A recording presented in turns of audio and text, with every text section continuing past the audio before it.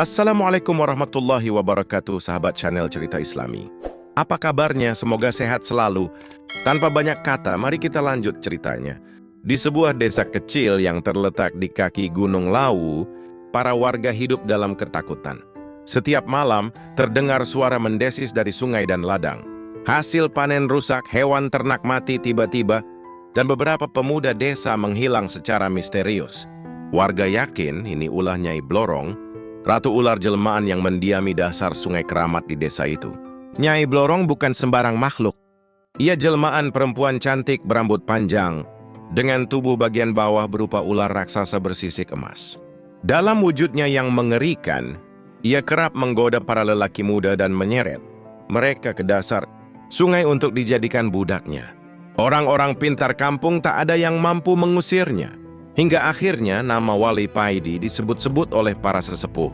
Wali Paidi datang dengan memakai kopiah hitam, baju lengan panjang, dan sarung yang penuh tambalan. Gaya bicaranya santai, bahkan terkadang nyeleneh.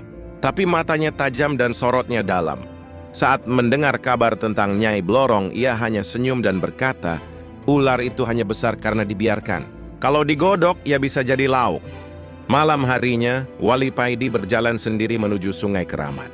Ia duduk di batu besar, menyalakan rokok kelembaknya dan bersiul-siul. Tiba-tiba air sungai bergolak. Suara mendesis terdengar keras. Dari pusaran air muncullah Nyai Blorong, berwujud wanita cantik dengan mata hijau menyala dan tubuh bagian bawah berupa ular, bersisik emas yang mengkilap. Siapa kau manusia berani? Mau jadi budakku juga? Desisnya. Wali Paidi berdiri pelan, lalu berkata, kamu ini malam-malam ganggu orang terus. Gak capek ya? Ayo sini, saya tunggangi dulu. Kita jalan-jalan. Belum sempat Nyai Blorong menjawab, Wali Paidi lompat ke punggungnya. Dengan tangan kosong ia menjambak rambut Nyai Blorong sambil bertakbir. Nyai Blorong meraung keras, menggeliat ke sana kemari, tapi tak mampu melemparkan Wali Paidi dari punggungnya. Wali Paidi lalu mencabuti sisik emas satu persatu dari tubuh ular itu. Setiap sisik yang tercabut, kekuatan Nyai Blorong melemah. Ia menjerit. Tapi Wali Paidi tak berhenti sampai tubuh ular. Raksasa itu tak lagi bersisik, tinggal licin seperti belut besar. Nah, gini aja loh. Nggak usah neko-neko. Belajar hidup sederhana. Sisikmu banyak malah bikin kamu sombong, kata Wali Paidi sambil menepuk-nepuk tubuh Nyai Blorong yang kini berubah menjadi ular biasa. Akhirnya Nyai Blorong pun menyerah. Ia berjanji tidak akan mengganggu manusia lagi dan memilih mengasingkan diri ke Laut Selatan. Wali Paidi pulang ke desa dengan santai sambil membawa sisik emas Nyai Blorong di dalam kantong plastik kresek. Katanya mau dijual ke tukang loak buat beli kopi dan rokok. Warga makin kagum pada Wali Paidi, sang wali nyeleneh yang bisa menaklukkan ratu ular hanya dengan gaya santainya. Wali Paidi menggunduli genderuwo pohon asam. Di sebuah desa tua di Jawa, berdiri satu pohon asam besar yang tak pernah ditebang. Letaknya di tepi persawahan, berdiri sendiri seperti penjaga zaman. Konon, di bawah pohon itu sering terdengar suara tawa berat dan bau amis menyengat. Warga menyebutnya tempat angker, rumah genderuwo makhluk besar berbulu lebat dan bertaring panjang yang suka menggoda manusia, terutama perempuan dan anak-anak kecil. Tak ada warga yang berani mendekat ke sana, apalagi di siang bolong. Tapi hari itu, sekitar pukul 12 siang, ketika matahari tepat di atas kepala dan bayangan lenyap dari bumi, Wali Paidi malah datang sambil nyeker, membawa gunting tukang cukur dan sebungkus kerupuk. Ia duduk di bawah pohon asam, buka kerupuk dan berseru, Gendro, keluar, rambutmu udah gondrong kayak anak band 90-an. Mari saya cukur biar sejuk kepalamu. Tiba-tiba angin berhenti. Udara jadi panas dan pengap. Dari balik batang pohon, muncul sosok besar berbulu hitam legam, bermata merah menyala, bertaring panjang seperti pedang kecil. Genderuwo itu mengaum, siapa kamu? Berani masuk wilayahku di siang bolong? Wali Paidi mengunyah kerupuk, berdiri perlahan dan menjawab santai, aku ini tukang cukur panggilan. Katanya kamu udah lama nggak dirapikan. Taring juga udah terlalu panjang, bahaya buat makan rujak. Sebelum genderuwo marah lebih jauh, Wali Paidi menyentakkan tangannya ke atas. Dan tiba-tiba makhluk itu tak bisa bergerak, terkunci oleh ilmu tingkat tinggi. Dengan tenang, Wali Paidi mengeluarkan gunting, naik ke bahu Genderuwo dan mulai menggundulinya. Krik, krik. Suara gunting menggilir rambut makhluk gaib itu. Setelah botak mengkilap, Wali Paidi menepuk kepala Genderuwo dan berkata, "Lah, adem kan? Sekarang tinggal taringmu." Genderuwo hanya bisa melotot. Dengan sepasang penjepit besar, Wali Paidi mencabut 2 taring panjangnya satu persatu. Genderuwo menjerit tapi tak bisa melawan. Setelah selesai, Wali Paidi mengantongi taring itu sambil bersiul. "Wis, ojo usil mene. Taring udah copot, rambut udah bersih. Belajar jadi makhluk halus yang baik. Jangan ganggu orang cari rejeki." Genderuwo pun menghilang ke dalam tanah, malu dan tak pernah muncul lagi. Sejak hari itu, pohon asam tak lagi dianggap angker. Anak-anak mulai bermain di bawahnya, petani beristirahat di sana, dan Wali Paidi dikenal sebagai wali yang bukan hanya sakti, tapi juga nyentrik satu-satunya. Wali yang bisa menggunduli Genderuwo. Wali Paidi menangkap jin sapi. Di sebuah desa yang tanahnya subur, tapi sebagian besar petaninya malas, Wali Paidi hidup sederhana dengan sepetak sawah di pinggir hutan. Suatu hari, sawah itu seperti terkena kutukan. Tanahnya keras, alat bajak rusak, dan setiap malam terdengar suara aneh, seperti lenguhan sapi, tapi diselingi tawa cekikikan. Warga pun berkata, "Jangan-jangan itu ulah jin sapi." Paidi, dulu ada jin jelmaan sapi yang suka bikin rusak sawah orang. Tetapi Wali Paidi cuma tersenyum sambil nyeruput kopi dan berkata, "Sapi ya sapi, jin ya jin. Kalau ketemu dua-duanya, ya saya tangkap sekalian." Malam harinya, Wali Paidi membawa cangkul, lampu minyak, dan seikat rumput gajah. Ia duduk di pematang sawah sambil bersiul. Tiba-tiba tanah bergetar. Dari dalam lumpur keluar makhluk aneh.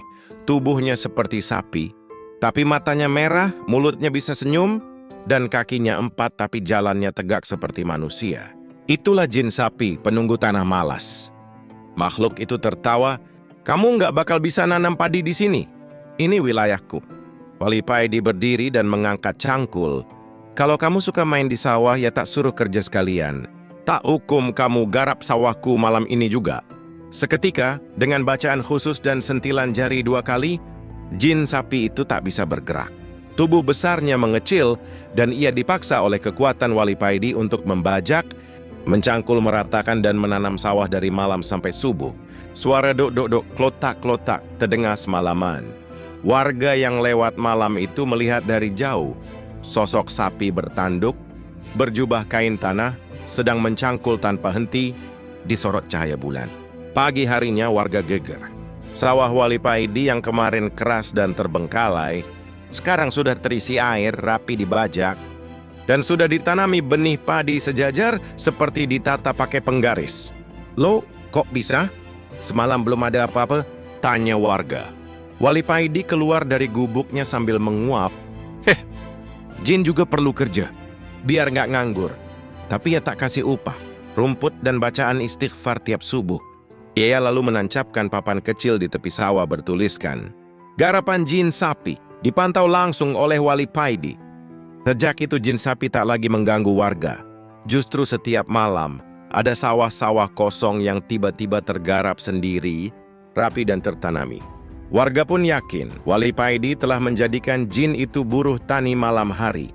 Wali Paidi dan jin penunggu karet yang kena lempar taik. Di pinggir sungai kecil, di balik rimbunan pohon karet tua, berdirilah sebuah jamban reot tanpa atap. Tempat itu biasa dipakai warga yang tak punya WC sendiri. Tapi kebanyakan orang enggan ke sana, apalagi malam hari. Konon ada jin penunggu yang suka mengintip dan mengganggu. Namun Wali Paidi justru ke sana tiap pagi sambil membawa koran bekas dan rokok. Ia bilang, buang air itu kayak mikir, harus rileks, jangan buru-buru. Suatu pagi saat Wali Paidi sedang duduk jongkok di atas jamban reot itu, tiba-tiba hawa dingin menyergap. Angin berhenti, suara burung hilang, dan di antara pohon karet muncul sesosok makhluk hitam, tinggi, dengan wajah rusak seperti lempung basah, mata menonjol dan lidah menjulur panjang. Ia menatap Wali Paidi yang masih jongkok tanpa rasa malu.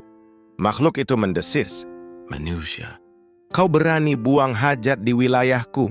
Wali Paidi melirik, lalu ngelus perut dan menjawab santai, "Lah, kamu mau saya tahan? Perut ini udah kayak gunung meletus." Sabar bentar. Tapi si jin malah mendekat dan memperlihatkan wajahnya dari atas jamban, menatap tajam ke arah Wali Paidi. Situasi genting. Tapi Wali Paidi tetap tenang. Diam-diam ia merogoh kantong kresek yang digantung di paku dekat jamban, lalu membungkus tangannya dengan plastik seperti pakai sarung tangan. Dengan kecepatan yang tak diduga, Wali Paidi mengambil segumpal taik hangat yang baru saja mendarat di air. Ini buat kamu. Plak! Lemparan itu mengenai wajah jin secara telak. Seketika makhluk itu menjerit keras seperti orang kesurupan. Ah! Apa ini? Bau! Cicik! Lidahnya menjulur-julur, matanya membelalak. Ia lari terbirit-birit menabrak pohon, lalu menghilang ke dalam tanah dengan suara mendesis jijik. Wali Paidi menarik napas lega sambil berkata dalam hati, "Rasakan tuh, taik masuk hidung, biar tahu rasa." Lalu ia lanjut cebok dengan tenang sambil bersiul, seperti tak ada kejadian apa-apa. Sejak hari itu, jin penunggu karet tak pernah muncul lagi. Warga heran kenapa jamban itu jadi aman. Wali Paidi hanya bilang, kalau jin udah kena senjata paling ampuh umat manusia, dia bakal insaf sendiri. Dan senjata itu, ya taik, tapi pakai sarung tangan kresek, biar tetap higienis. Demikian kisah kita kali ini, saudaraku sebarataan. Jangan lupa nih klik like dan subscribe apabila belum subscribe. Nantikan kisah kita selanjutnya. Wassalamualaikum warahmatullahi wabarakatuh.